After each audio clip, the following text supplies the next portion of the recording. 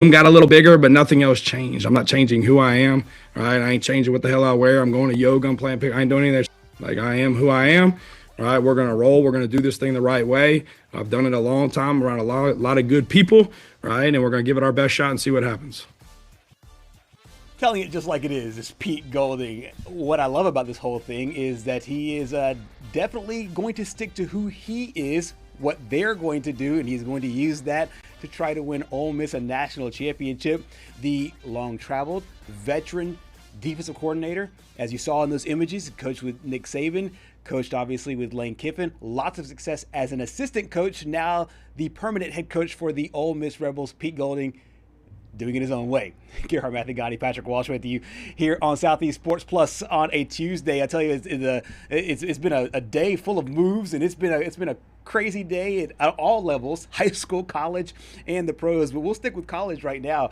Patrick, what I found about this hilarious is because a lot of times coaches will, when you're the interim and or you are the guy taking over, you want to kind of do it like your predecessor, especially if it had a lot of success. But Pete Golding's saying, no, I'm doing it my way. No, and I mean, it feels like ever since the beginning when he was named not only the interim head coach, but the permanent head coach, right. It's just been throughout the entire team over there in Oxford. It's just been, all right, we're trying to get rid of everything that was associated with our former boss in Lane Kiffin, correct, besides some of the people. And they did bring back, I believe, 4 members of the offensive staff that followed Kiffin to Baton Rouge, but the only one they didn't bring back was Lane Kiffin himself. Right. And I think Pete Golding, like the rest of this team, and I think we talked about it last week, I wouldn't be shocked if a lot of these players ended up staying at Ole Miss next year. Yeah. That you would maybe think that they had entered the transfer portal, because I don't think that they actually like Lane Kiffin as much as Kiffin might think that they do. Right. Because, I mean, he just quit on his team Exactly. right in the middle of the best season that Ole Miss has ever had.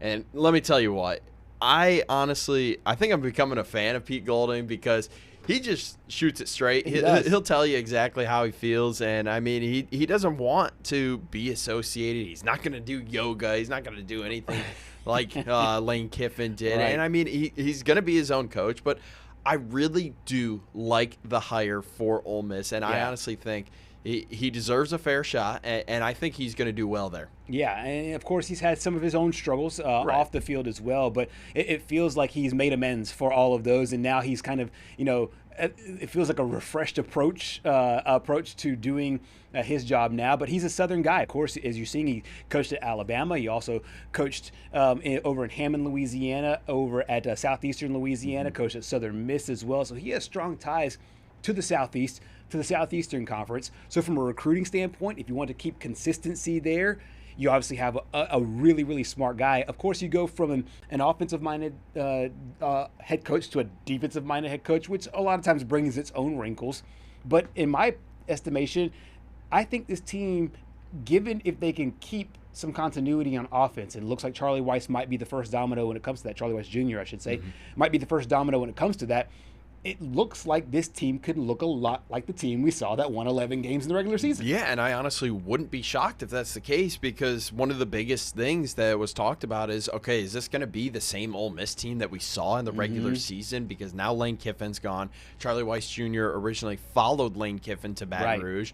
Who knows what Joe Judge, the quarterback's coach, is going to do here. But, I mean, there was a moment where everyone thought that Judge might have been the interim head coach. But no, it's Pete Golding. And I'm just shocked still that Charlie Weis Jr. came back to Oxford. I don't know if it's more of a the Ole Miss and Keith Carter was trying to kind of right his wrongs, maybe, where he gave Kiffin the ultimatum, like, hey, you're not going to coach in the playoffs if you're going to go to Baton Rouge. Right. But I mean, at the same time, there is a small glimmer of hope. I know Charlie Weis Jr. signed with LSU, but I guess the door is not closed on him just coming back full time. Right, and that's the interesting part for Ole Miss is what does this team like moving forward? Let's just say they are maybe one and done in the playoffs or win a game and then make it that second round if they beat Tulane there in that first round. I think this could be a huge statement game for Charlie Weis Jr. to take over play calling and almost like Pete Golding is doing kind of be your own man. And now say, take the reins from what's happened there with Lane Kiffin, because Lane Kiffin obviously runs that offense and obviously calls plays and everything else. I think that this is a great opportunity for Charlie Weis Jr. Of course, his father's really well known, both in the college level and on the professional level, but a chance for him to kind of carve out his own niche, and he could do it in the grandest stage, the college football playoff. Yeah, and the only thing I wonder now is, I know Golding just hired the Eastern Carolina or the ECU offensive coordinator to be the offensive coordinator at Ole Miss. So I would wonder what that position would be if Charlie Weis Jr. were to come back, because, I mean, yeah, he is the offensive coordinator at LSU now. Right. But he's really going to be under Lane Kiffin. Lane Kiffin's still going to have he's going to call all the shots. For sure. And he's going to have all the control. So I'd be interested if for some reason Charlie Weis Jr. does stay now that Ole Miss seems to have its offensive coordinator for the future, what that position would entail. Maybe a managerial a position, maybe like a director of football operations assistant or something like that. But it is interesting, and it's an offense that, I mean, has just been absolutely lights out this year. It just feels like, this is the Ole Miss team that has been in the works for years now. And I think Rebel fans saw a little bit of it last year with Jackson Dart, and then 2 years ago with Quinshon Judkins before Judkins went to Ohio State. And, it is kind of interesting. For 2 straight years now, Judkins last year went to Ohio State. And then Tywan Malone, the big D lineman that used to play both baseball and football at Ole Miss, is up at Ohio State now. So, I mean, it could be 2 straight years where they got, let's just go down to good old Oxford and just pluck. Kind of like a feeding ground for Ohio State. It's like the farm system, but I don't really want to put it that way. Yeah, but kind of it's starting to feel like that a little bit. And I wonder with Lane gone, if that feels like it even more. And not just to pick on Ohio State, they're just the one that have done it twice. But it could be multiple other schools that try to pick off some of that talent. And, of course, Pete Golding, one of the things he said, I watched a part of the interview that we played at the top of the show. One of the things he said in that college football playoff preview was that, hey, one of his first things to do was try to recruit, and not just players, but coaches. He was like, hey, I was over there trying to, get coaches not to go on an airplane. I'm sure with players, convincing them not to go to the portal and not to make any rash decisions with Lane Kiffin now gone. It is going to be interesting to see what happens on January 2nd when the portal opens, to see how many of those guys end up staying and how many of familiar faces, Charlie Weis Jr. being one of those faces, can help corral those guys in. And one of the interesting things that I think I've been paying attention to is how many guys are actually, flipping from Ole Miss to LSU.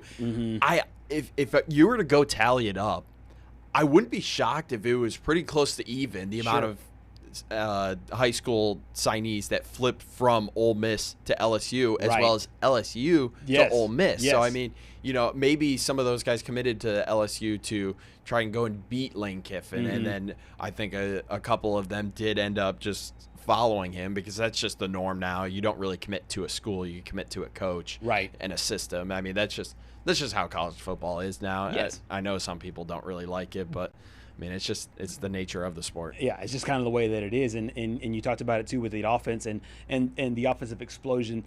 I don't know whether or not, and I don't know if the Tulane game will be the best litmus test for it, because I do expect Ole Miss to win that game really no matter what. Maybe in that same fashion they won the regular season game, but I do expect them to win that game once again.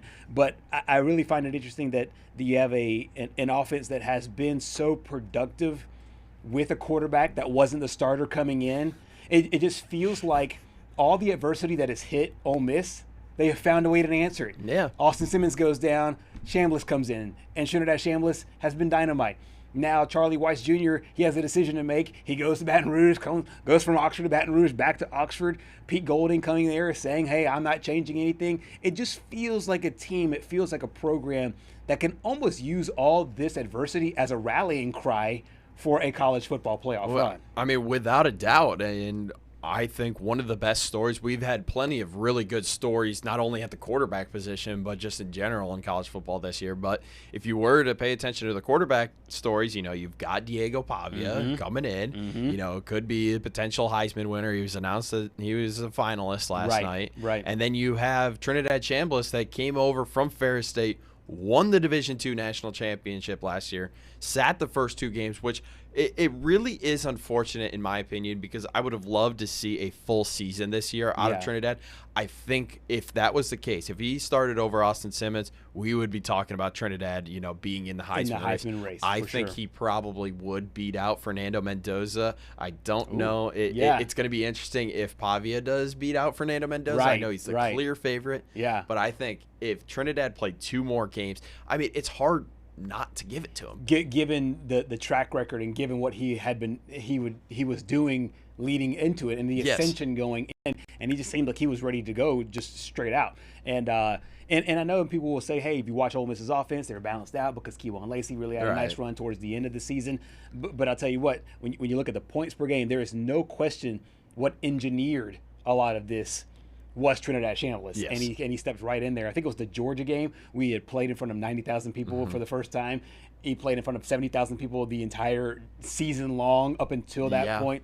And so it just feels like a team, not necessarily a team of destiny. I think it's going too far, but it seems like a team that can insert Pete Golding and have a lot of success. It's a team that makes you want to root for them, and the only team that wouldn't root for them is probably LSU. It's LSU. Even Mississippi State fans. Yes. I talked about this before the Egg Bowl. Yeah. There are some. Before the Egg Bowl, there were some Mississippi State fans that were actually pulling for Ole Miss just to get the state in the college football playoff. Yeah. That is just unreal. I don't even know how you can call yourself a rivalry after that point. If you imagine Auburn fans pulling for Alabama, like that would just be unbelievable in the state. I remember back when Alabama and Auburn were going back and forth for a while, it felt like there was a faction, a very small faction of people, and this was in a championship run. There's a small faction of people, I think, from the Auburn side that were like, now that we have our championship, I don't mind rooting for Alabama to keep it in the state. So I wonder if some of this, I understand that. I wonder if some of this is just a civic thing. You're just a Mississippian. You're from the Magnolia State, and you're just like, hey, we want some representation in the top 12. You've been so bad for a while, for a long while. Your last good quarterback was Dak Prescott over a decade ago. Yeah. So, you're trying to stay relevant in the SEC, and I do understand you want to keep it in the state. I feel that way about conferences and divisions when it comes to professional sports. It's like, all right, you want to keep it in the division, so that way you could say, our division is the best. Right.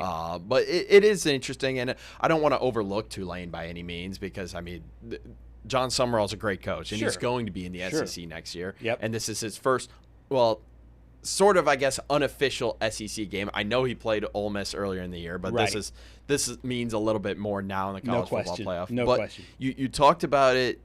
It kind of is a team of destiny if you're Ole Miss, because barring some crazy collapse here, like just unreal collapse against Tulane, they're going to face Georgia again. Yeah. And I honestly think on a neutral site that Ole Miss comes out with a win this time. They have, I think, a great path of any of the top 4 teams. And I don't want to continue dissing on Georgia by any means. Right. Because I kind of learned my lesson last week ahead of the SEC championship. I was like, they don't have the pass rush. Yeah. And then we kind of saw that Alabama just looked like they didn't belong in that game. Right. But I think Trinidad, I just remember the sight of him on the sideline just sitting there. Mm-hmm. And he was visibly upset after, I think it was the interception to seal the game at the end, or the failure to convert on 4th down. And I know that stung, and I know it's sticking with him, and I know he wants his chance again. And I think with the Sugar Bowl being in New Orleans, a lot closer to Oxford than it is to Athens, Georgia. I think he's going to have a great opportunity to get into the college football playoff semifinal. and face a very, very, very tough Ohio State team. That would be unbelievable and really fun to watch. And then once again, we would have that Ole Miss Ohio State connection that we have seen over the last couple of years as it relates to the players. Pete Golding talks a little bit more after the college football playoff selection about his team heading into the postseason. I think they were just ready for, all right, who are we going to play?